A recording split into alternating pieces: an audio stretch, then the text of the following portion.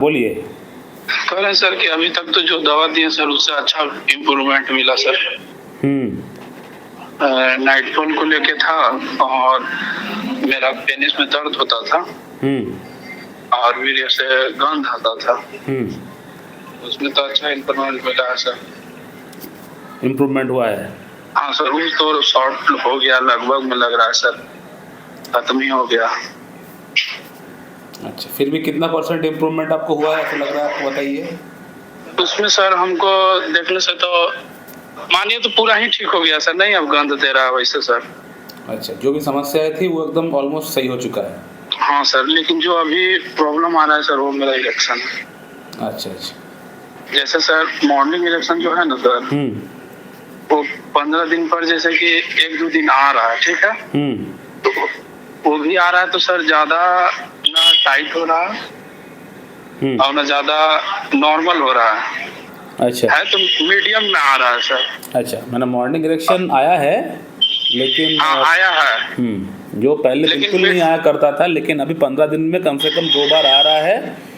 हाँ सर, इससे पहले भी आया था जब आपसे स्टार्टिंग दवा लिए थे ना 2 महीने, उसमें भी आया था, लेकिन एक दिन इसमें बहुत टाइट आया था अपने आप। अच्छा। और फिर अभी तो 15 दिन पर आ भी रहा है तो थोड़ा नॉर्मल आता है सर। अब उसमें प्रेशर अगर हम देंगे ना सर, ठीक है, सुनिए ना, प्रेशर देते हैं थोड़ा सा ना, तब फिर टाइट होता है तो फ्लो करना पड़ता है हमको, दाब लगाना पड़ता है थोड़ा सा। अच्छा, ओके। और सर जैसे कि मॉर्निंग इरेक्शन आता भी है ना सर 15 दिन पर, तो उठे और बाथरूम की ओर जाते हैं तो धीरे धीरे डाउन हो जाता है। वैसा ही होता है, मॉर्निंग इरेक्शन सभी के साथ ऐसा ही होता है। मॉर्निंग इरेक्शन आने के बाद 10-15 मिनट आधा घंटा रहेगा, ऐसा होता नहीं है, किसी का नहीं होता है। हाँ सर, तभी थोड़ा होता है ना कि थोड़ा रुक के ऐसा नहीं सर, जैसे सर उसको मेंटेन नहीं करना पाते हैं, समझिए सर। मॉर्निंग इरेक्शन मेंटेन नहीं होता, इरेक्शन मेंटेन हो रहा है कि नहीं आप वो देखिए। इरेक्शन उतना मेंटेन नहीं हो रहा है सर। आप किसी के साथ संभोग करने के लिए जाते हैं तो वहाँ संभोग कर पा रहे हैं कि नहीं, उस दौरान आपका इरेक्शन टूट रहा है कि नहीं, वो आप देखिए। उस समय तो इरेक्शन लगभग ठीक है सर, उस समय कोई दिक्कत नहीं होता। तब फिर अब क्या देखेंगे और आपको क्या चाहिए बताइए। मॉर्निंग इरेक्शन सर क्लियर नहीं इरेक्शन भी तो आपका आना स्टार्ट हो गया है, मॉर्निंग इरेक्शन भी आना स्टार्ट हो गया है। आप जैसे बोल रहे सुबह नींद से उठने के बाद आप बाथरूम जाते हैं, उसके बाद कम हो जाता है, तो ये सभी के साथ ऐसा ही होता है, ये तो नॉर्मल है, यही है। हाँ सर, थोड़ा वो होता है ना कि जैसे कि अपने आप पे वो होता है। देखिए, एक्स्ट्रा ऑर्डिनरी जो है वो जितना होने का रहेगा उतना हो जाएगा, सुपरमैन हम लोग नहीं बना पाएंगे। जितना नेचुरली जितना होना चाहिए उतना हो जाएगा, वो हो जाएगा। मॉर्निंग इरेक्शन जो है अभी 15 दिन में कम से कम 2 बार आ रहा है ना, तो वो आगे और आ जाएगा, अब क्लियर आ जाएगा ना सर। आगे आएगा इम्प्रूवमेंट। जब पहले 0 था, अभी इम्प्रूवमेंट आना स्टार्ट हुआ है, आगे जाके और इम्प्रूवमेंट होगा। हाँ सर, तो ये टाइट नहीं आ रहा सर, और बैठने के बाद जैसे कि नेगेटिव थॉट होता है ना, वो सोचने के बाद इरेक्शन थोड़ा नहीं आने पाता है जल्दी। नहीं आता है लेकिन थोड़ा लेट लगता है। ज़्यादा सोचिए मत, अभी सब कुछ लोग ज़्यादा डीपली सोच रहे हैं। ये अपने ख्याल से पॉर्न देख के मेरे ख्याल से ज़्यादा सोच रहे हैं, उनके जैसा अपने आप को कंपेयर कर रहे हैं। उनसे कंपेयर करेंगे, मन में हीन भावना लेके आएंगे खुद का प्रति, तो कभी भी जो है आप सक्सेस नहीं हो पाएंगे। फिर आपको हमेशा लगेगा कि मेरा अंदर कुछ ना कुछ खामियां है। लेकिन एक चीज है सर, आपके पास ट्रीटमेंट लेने के बाद हमको बहुत सुखाती मिला सर, हम बहुत फंस गए थे सर। हम शुरू में आपको से ले लेते, अभी आपका ना सब कुछ इम्प्रूवमेंट आ चुका है, जहाँ तक मुझे लग रहा है सभी इम्प्रूवमेंट आ चुका है। मॉर्निंग इरेक्शन जो बिल्कुल नहीं आ रहा था, मॉर्निंग इरेक्शन 15 दिन में भले 2 दिन आ रहा है, लेकिन ठीक ठाक आ रहा है। मॉर्निंग इरेक्शन भी कुछ खराब नहीं आ रहा आपका अंदर। बाकी जो भी प्रॉब्लम है, जैसे होता है ना सर, मॉर्निंग इरेक्शन आता है तो अपने आप आता है, एकदम टाइटनेस आता है, वो नहीं आ रहा है मेरे पास। अच्छा, ठीक। अब एक चीज और है ना सर, जैसे कि अपने स्वप्न दोष होता है नाइटफॉल ना सर, तो इरेक्शन टाइट है, दांत में हुआ तो टाइट इरेक्शन रहेगा तभी होता है नाइटफॉल ना।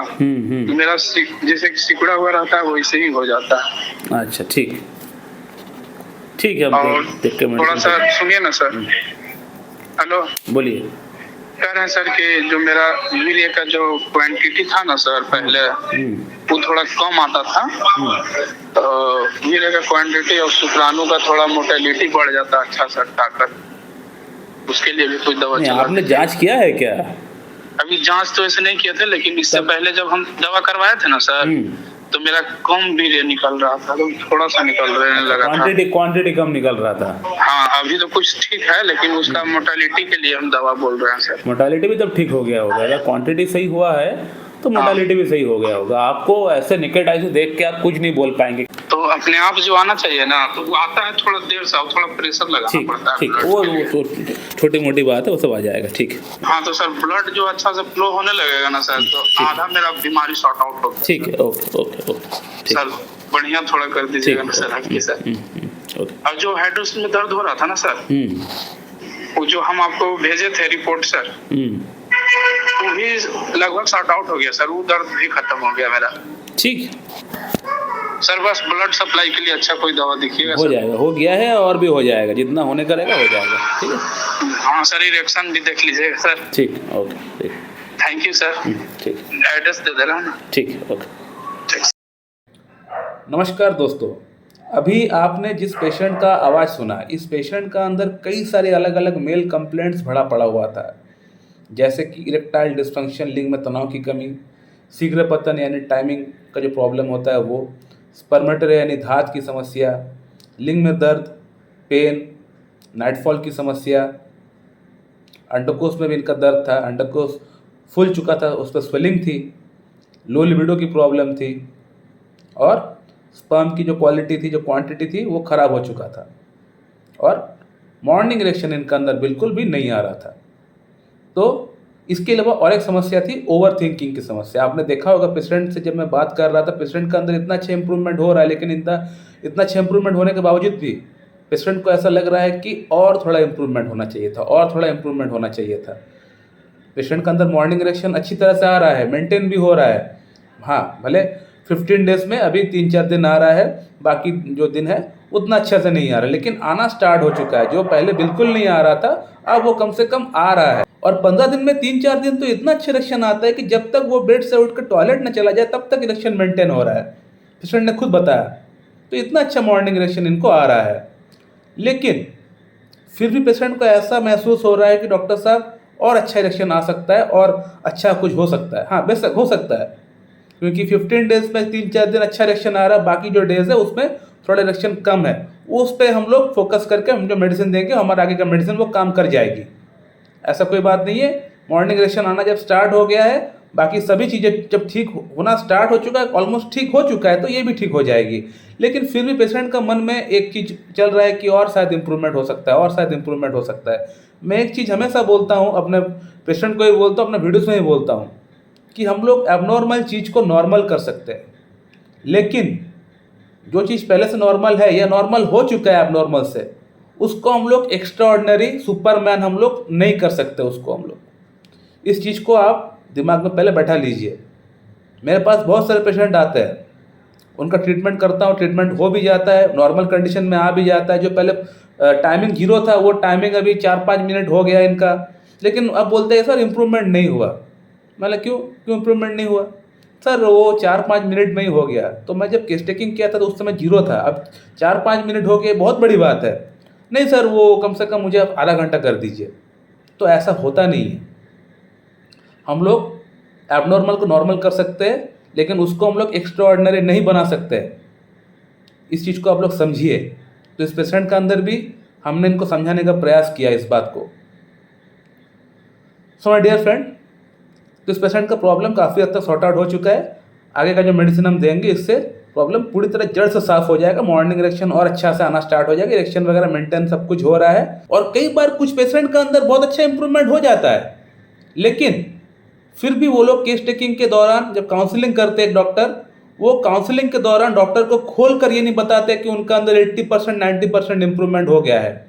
वो काउंसलिंग के दौरान ये बोलते हैं सर 30-40% इंप्रूवमेंट हुआ है, बहुत अच्छा इंप्रूवमेंट नहीं हुआ है। इसलिए ऐसा बोलते हैं ताकि डॉक्टर साहब मुझे और पावरफुल मेडिसिन दे, और उस मेडिसिन से जो मुझे असल में 80% इंप्रूवमेंट हुआ है, अब मैं 100% 120% हो जाए, मैं एकदम सुपरमैन बन जाऊं। इस तरह का मेंटालिटी लेके, सब पेशेंट का मैं बात नहीं कर रहा, कुछ पेशेंट का अंदर इस तरह का मेंटालिटी रहता है। सो माय डियर फ्रेंड, इस पेशेंट को मैं स्टेपिसेग्रा प्रिस्क्राइब किया था, स्टेपिसेग्रा 0/1 2 3 4 5 6 7 8। बीच में मैं एसिड फ्लोर प्रिस्क्राइब किया था 200 में। तो इन मेडिसिन से इस पेशेंट का अंदर बहुत बढ़िया इंप्रूवमेंट आ चुका है, काफ़ी अच्छा इंप्रूवमेंट आ चुका है।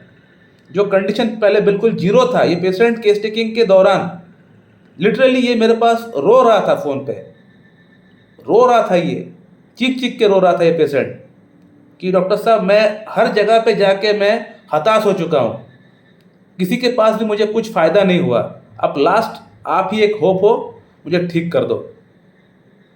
और आज इस पेशेंट के अंदर बहुत बढ़िया इंप्रूवमेंट हो चुका है, अच्छा इंप्रूवमेंट हो चुका है। तो ये है रियल होम्योपैथी।